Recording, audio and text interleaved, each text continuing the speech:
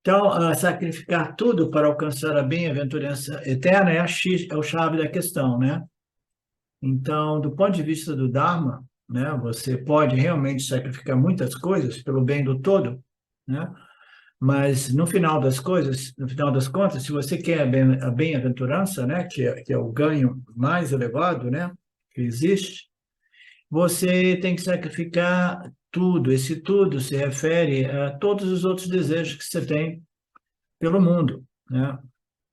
Porque mumukshutva, que é o desejo intenso, é o desejo que, para se tornar intenso, ele tem que consumir todos os outros desejos. Como eu frequentemente eu coloco, os outros desejos, eles servem de combustível que vão alimentando. É como se a gente estivesse pegando tudo, né? Os móveis de salas, os troncos, né? Os galhos de árvores, a gente vai botando tudo. Quanto mais combustível a gente bota, né? A gente vai aumentando a chama, né, desse fogo, né?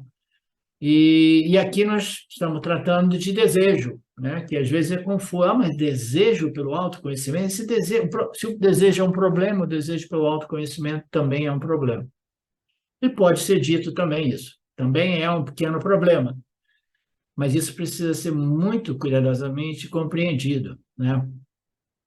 Porque é um desejo que ele vai crescendo na medida que ele vai usando os outros desejos como combustível. Mas na medida que ele vai consumindo os outros desejos, ele vai se tornando um desejo sempre mais, né, único, né? Aí imagina quando este desejo, este fogo, né, esta chama de desejo, não tem mais combustível, né? É como uma fogueira que a gente faz, não tem mais combustível, a gente jogou tudo nela. Aí o que que ocorre? Ela vai se, como é que se diz? Ele vai se extinguindo, né? Então, é um desejo que tem um elemento estressante por si, né? Perturbante, porque é um desejo, mas quando ele consome todos os outros desejos, aí ele fica sem combustível. Aí o que que ocorre com este fogo do desejo pelo autoconhecimento? Ele se torna tal qual, né? A brasa de uma fogueira, entendeu? Que ainda permanece acesa, mas sem criar nenhuma ondulação, porque o fogo causa ondulação. Mas imagine aquelas hastes, né, da fogueira, que ainda produzem um pouco de luz, né, mas sem criar nenhum movimento, né? Isso é uma analogia linda, maravilhosa. Então, você tem ainda uma luz, mas a luz é praticamente agora livre do Rajoguna, que é o desejo pelo autoconhecimento. Você consumiu todos os outros desejos, aí você começa a entrar num espaço no qual aí sim, você se rende a essa inteligência suprema, e você fica esperando, né, a ficha cair. Este é o conselho.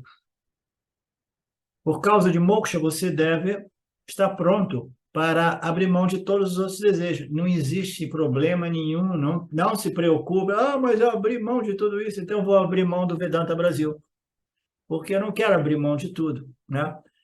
Não, é um processo gradual. Você vai abrindo mão dos objetos sem sofrer nenhum problema, nenhuma dor. Você vai abrindo através dessa sabedoria, né? Você vai abdicando, né?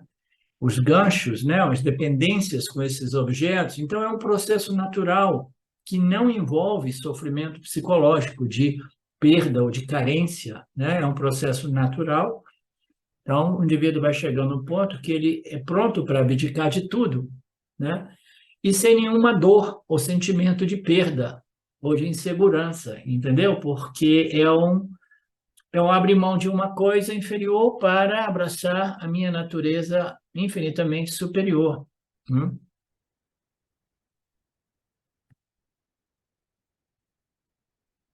Este estar preparado é a maturidade espiritual que permite ao indivíduo, né, recolher os seus membros, né, e se concentrar mais e mais nesse trabalho de elevação e de purificação e de autoconhecimento, né? Então ele vai abrindo mão de associações com o mundo, isso é natural.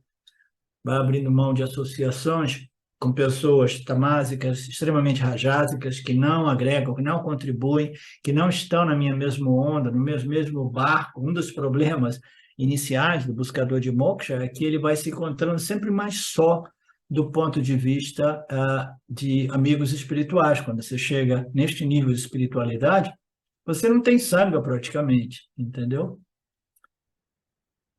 A sangha é possível, né? Um grupo de pessoas, quando você está trabalhando na periferia da espiritualidade, aí você encontra pessoas com valores comuns, com interesses comuns. Mas quando você chega aqui, né?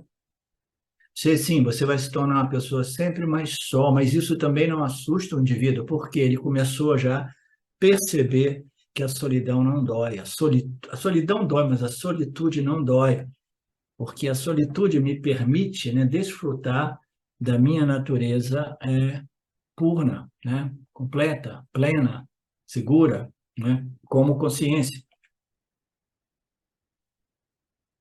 E assim nós desenvolvemos essa convicção de autoconhecimento, que é o estágio final, que me permite assumir a Aham Brahmasmi, né, reivindicar, eu sou esse Brahman,